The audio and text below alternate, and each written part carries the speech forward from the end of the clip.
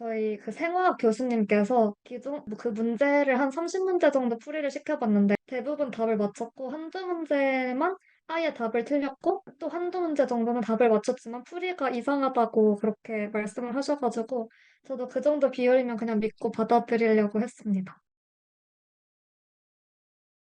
제가 참고한 게시물은 이 게시물인데 이게 뭐냐면은 그 시험 공부를 할 때 문제 해설을 GPT한테 추가로 작성하게 하는 프롬프트를 이분이 그거를 만들어 주셔가지고 제가 그거를 활용을 해봤고요. 제가 그 프롬프트를 세 가지 버전으로 사용해봤습니다. 첫 번째는 그냥 문제만 줬고 두 번째는 문제와 함께 한글 프롬프트를 줘봤고 세 번째는 둘 다 번역기 돌려서 영어 문제와 영어표 세 가지 버전으로 물어봤습니다. 제가 GPT한테 물어본 문제는 바로 이 문제인데요. 그 의과대학 시험 문제에서 흔히 볼 수 있는 케이스 문제로 GPT가 이 문제를 풀 수 있는지 한번 봐봤습니다. 한 프롬프트는 다음과 같고 거의 그분이 작성한 거랑 동일하고 서론이 있고 제목을 쓰라고 하고 주제랑 상세 설명을 포함하라고 했는데 여기가 약간 핵심입니다. 초보자도 이해할 수 있는 추가 설명, 질문의 핵심을 파악하기 위한 추가 설명, 그리고 관련된 중요한 개념을 잡을 수 있는 추가 설명 이런 것들을 요청해봤고 나머지는 네.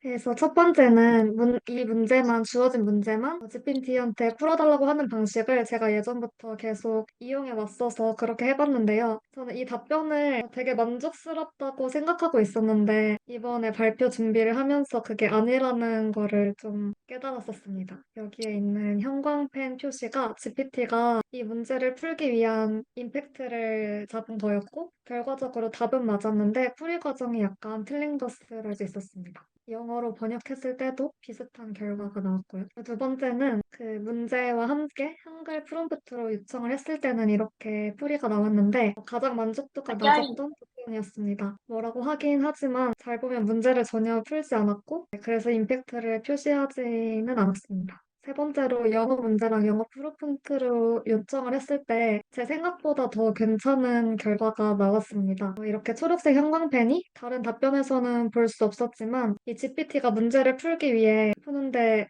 이제 임팩트를 잡은 중요한 부분이었고 제가 읽어봤을 때는 일단 풀이가 제가 배운 대로 완벽하다고 느꼈습니다. 그래서 다른 명령을 했을 때도 똑같이 정답을 맞추긴 했지만 제가 이거를 진짜 제가 실제적으로 이용을 하고 문제를 푸는 것뿐만 아니라 추가적으로 공부를 할 때 있어서 가장 유용하다고 생각이 들었습니다. 그래서 느낀 점은 생각보다 한글 영어 차이가 커서 놀랐고 제 발표는 여기까지입니다. 감사합니다. 궁금한 게 있으시면 여쭤보셔도 됩니다. GPT 질문이 있는데요. GPT에서 이제 이런 전문 분야에 대해서 활용할 때 제일 문제시되는 게 할루시네이션이잖아요. 그러니까 뭔가 잘못된 답변, 그럴듯한 잘못된 답변을 주는 경우가 문제가 많이 되는데 이번 사례 발표 준비하시면서 사용해 보실 때 그런 문제는 없었는지 궁금합니다. 할루시네이션이 저는 일단 딱 보고서 제가 이해되고 납득을 하면은 그냥 1차적으로 수용을 하는 편이고 만약에 근데 그렇게 제가 납득이 됐는데도 나중에 알고 보니까 틀리는 경우가 있더라고요. 근데 저는 그 정도는 어쩔 수 없는 거라고 생각을 하고 왜냐면 사람도 틀리기 때문에 저는 그 비율이 낮은 거에 그냥 만족을 하고 있습니다.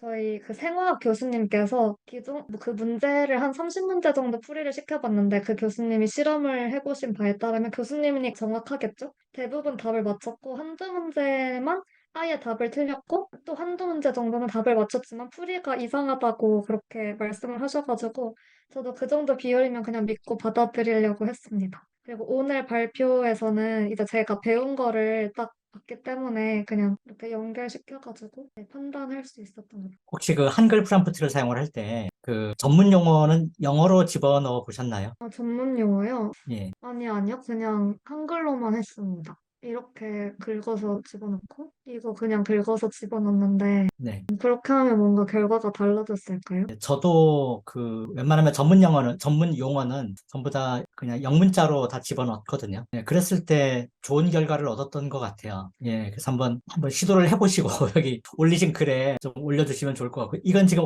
어느 게시판에 올라가 있는 걸까요?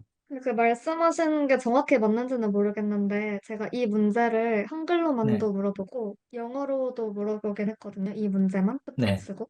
근데 그렇게 했을 때도 한글로 했을 때랑 그냥 비슷한 답변이 나오긴 했습니다. 예, 하다 보면 어쨌든 저도 이제 전문적인 분야 쪽을 물어볼 때 용어 자체는 다 이제 그냥 전문 용어로 영자로 다 쳐가지고 넣거든요. 그래서 어떻게 보면 조사 쪽만 한글이 되는 거죠, 그러면. 예, 그렇게 했을 때 괜찮았던 것 같아요. 예, 그리고 그거를 두 번, 세 번 이렇게 똑같은 질문을 넣었을 때도 답변이 매번 좀 다르게 나오는 경우도 많이 있고 그래가지고 그렇고 어쨌든 영어로 물어보는 게 제일 정확하게 나오는 건 맞긴 하더라고요. 그렇다고 뭐 네, 100% 네. 정확했던 건 아니고. 예, 아영님께서도 한 말씀 해주시죠, 또. 아, 네, 저는 사례 너무 인상 깊게 잘 들었는데, 제가 도전해 본 건 아닌데, 이렇게 전문 영역에서 이렇게 자료의 퀄리티를 좀 높이기 위해서는 가져올 출처를 좀 제한해주는 방법도 있다고 들었습니다. 예를 들어서, 의학의 전문적인 뭐 저널 같은 게 있을 거잖아요. 네, 그런 것 중에서 긁어올 수 있는, 저 같은 경우에는 교육 프로그램을 짜거나 뭐 질문할 때 리스라고 학술정보 그 사이트에서, 그 사이트에서 가져와 달라고 요청을 하거든요. 그런 식으로 출처를 제한하는 그런 방법을 사용해 보시면 조금 더 답변 퀄리티를 높게 얻지 않으실까 생각을 합니다. 저런 것도 있더라고요.